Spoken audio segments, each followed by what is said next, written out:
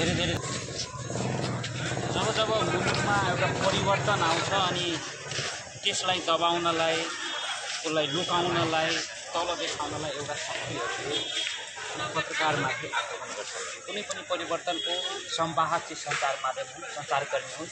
तर सञ्चारकर्मीलाई नै टार्गेट गर्नु, सञ्चारकर्मीलाई नै ज्यान लिनु र निर्ममतापूर्वक हत्या गर्नु चाहिँ हाम्रो लागि चाहिँ दुःखद घटना हो। सर्वप्रथम त क्रूरतापूर्वक जलाएर हत्या गरेका पत्रकारको हत्या भएको छ, घोषणा हामी गर्न चाहन्छौँ र उसको परिवार एउटा कलमदिदी क्यामेरा पर्सन न्युजको उहाँको परिवारलाई चाहिँ धैर्य धारणको कामना गर्छौँ। आज हामी शान्तिपूर्वक र्यालीमा छौँ, हामी शान्ति चाहन्छौँ, हामी देशको विकास चाहन्छौँ। त्यही भएर विरोध मात्रै हामी गर्दैनौँ, हामी लेखेर पनि विरोध गर्नेछौँ। हिजोको घटना सम्झिँदा पनि दिल सिरिङ्ग हुन्छ। भोलि पर्सि यति घटना भइराख्यो र दोषीलाई कारबाही भएन भनेदेखि सञ्चारकर्मीले कसरी काम गर्ने, फिल्डमा गएर कसरी समाचार सङ्कलन गर्ने। हामीलाई चाहिँ स्वतन्त्रताको ग्यारेन्टी नहुन्जेलसम्म सञ्चारकर्मीलाई काम गर्न अप्ठ्यारो छ। आज चाहिँ हामी मोहतरीको गौशालामा एबी न्युजका क्यामेरा पर्सन रजकजीको जुन हिजो जलाएर क्रूरतापूर्वक हत्या भएको छ त्यसको विरोधमा हामी र्याली निकालेको छौँ र नेपाल पत्रकार महासङ्घले जुन एउटा सर्कुलेसन जारी गरेको छ त्यो घटनाको विरोधमा हामी भोलि कालो पट्टी बाँधेर चाहिँ विरोध गर्नेछौँ। सोमबार चाहिँ जिल्ला प्रशासन कार्यालय मार्फत हामी प्रधानमन्त्रीलाई ज्ञापन पत्र बुझाउनेछौँ र मङ्गलबार सबै सङ्घ सङ्गठन पत्रकारहरूको जति पनि छाता सङ्गठनहरू छन् त्यो छाता सङ्गठनहरूको छलफल गर्ने, जिल्लामा पत्रकारहरूको शान्ति सुरक्षाको लागि बहस चलाउने, मोहतरीमै पनि समाचार लेखेकै कारण, समाचार बोलेकै कारण, समाचार सङ्कलन गरेकै कारण पत्रकारहरू असुरक्षित छन्, विस्थापित भएका छन्। पछिल्लो पटक लगातार आक्रमण भइराखेको घटनाहरू छन्। हो, रजकजीको जुन एउटा हत्या भयो त्योभन्दा पनि विकराल अवस्था मधेसमा पनि छ। हरेक दिन जिल्लाहरूमा पत्रकारलाई दुर्व्यवहार भइराख्ने, सत्ताको उन्मादमा जनप्रतिनिधि र राजनीतिक दलले चाहिँ पत्रकारलाई निशाना बनाइराखेको छन्। त्यसलाई चाहिँ हामी कसरी चिरेर जाने, पत्रकारलाई चाहिँ निर्भुक्तापूर्वक कसरी काम गर्ने वातावरण बन्छ, त्यसको लागि चाहिँ सरकारसँग हामी जोरदार माग गर्दछौँ। आज हेर्दाखेरि यो सानो सभा जस्तो होला, तर यी सानो सभाहरू नै ठुलो बन्दै जानेछन् यदि पत्रकारले सुरक्षा पाएन भनेदेखि।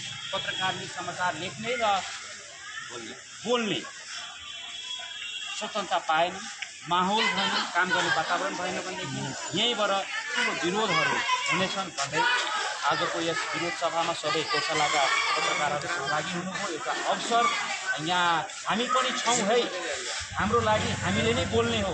एउटा पत्रकारलाई विपद पर्दा, समस्या पर्दा हामी पत्रकारहरू एकै ठाउँमा उभिनेछौँ भनेर हामीले आज साङ्केतिक रूपमा विरोध गरेका छौँ र आगामी दिनमा दोषीलाई कारबाही भएन भनेदेखि हामी सशक्त आन्दोलनमा जान बाध्य हुनेछौँ भन्दै म आफ्ना मन्तव्य यही पुर्याउन चाहन्छु। आज हामी गौशालाबाट कार्यक्रम गर्दैछौँ। यो विरोध गर्नुको कारण पनि छ, राज्यले जुन पत्रकारमाथि दमन गर्ने र आन्दोलनकारीले पत्रकारलाई पत्रकार नसम्झिने यो घटनामा प्रत्यक्ष कुराहरू देखिएको छ।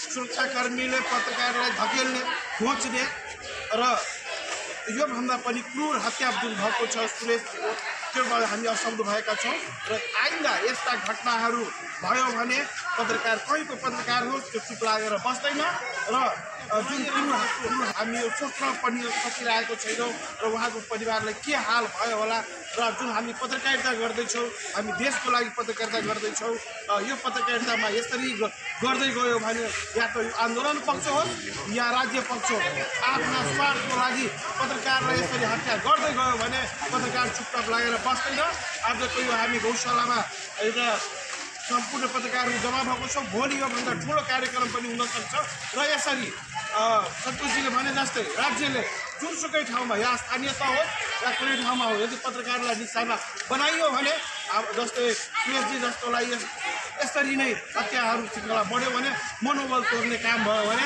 पत्रकार अगाडि बढ्छ। यसको लागि कुनै संस्कृतिले रोक्न सक्दैन र आज जुन हामी कार्यक्रम गऱ्यौँ, अर्को कार्यक्रम पनि हामी चरणबद्धमा छौँ। र राज्यलाई फेरि म भन्न चाहन्छु, कुनै पक्ष होस्, यदि पत्रकारलाई निशाना बनाइयो भने कुनै पनि हदमा पछाडि पर्दैन र आफ्नो अधिकारको लागि अगाडि बढ्छन्। सुरेशजीप्रति, सुरेशजी रजकप्रति हामी श्रद्धाञ्जली जति भने पनि कम छ र उहाँको चिर शान्ति पनि हामी कामना गर्दै आजको जुन कार्यक्रम छ यहाँ स्थगित भएको छ र आगामी कार्यक्रम हामी जोडतोडको साथ अगाडि बढ्नेछौँ भन्ने म